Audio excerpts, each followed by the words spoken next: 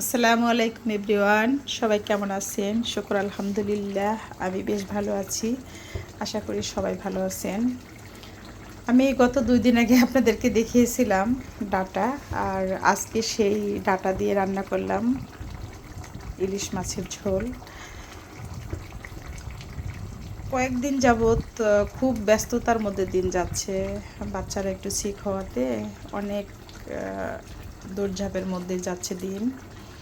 আর তার মধ্যে আমার নিজের কিছু পার্সোনাল কাজ আছে, বাহিরে আমার সাহেবের কিছু অফিসিয়াল কাজ। আজকে সারাদিনেই বাহিরে ছিলাম। বাহির থেকে এসে দেখি আলহামদুলিল্লাহ বাসায় সব কিছু এলোমেলো।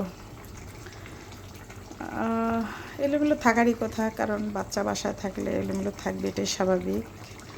আর আমার কোনো পার্মানেন্ট হেল্পিং হ্যান্ড নেই। 2জন আছেন, একজন সকালে এসে কাজ করে দিয়ে যান, আর একজন দুপুরে আসেন। আর তারপরেও থাকার পরেও নিজেদের কিছু বেসিক কাজ থাকে, যেটা অন্যের দ্বারা হয় না, নিজেকেই করতে হয়। যাই হোক এভরিওয়ান, আজকে আমি একটা জিনিস খুব ফিল করলাম যে আমাদের মতো যারা হাউসওয়াইফ বাসায় থাকি, তাদের একটু হলেও রেস্ট হয়। যে কাজ করি, রেস্ট নেই।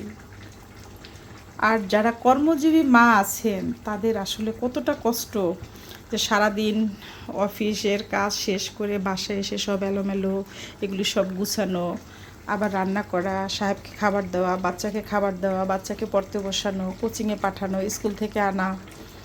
আসলে খুব ভাবলাম এই জিনিসগুলো, যে এরা কত কষ্ট করে, এই আপুরা কত কষ্ট করেন অফিস সামলিয়ে আবার এসে বাসা সামলাতে হয়।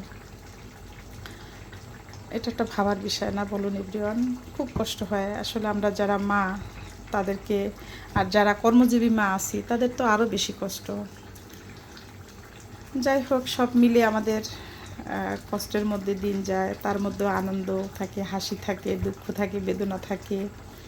তারপর আমরা সবাই হ্যাপি যে আমরা মা, আমরা সংসারী, আমরা সংসারটাকে ভালোবাসি, আর আমরা সংসারের মধ্যেই ডুবে থাকি এভরিওয়ান।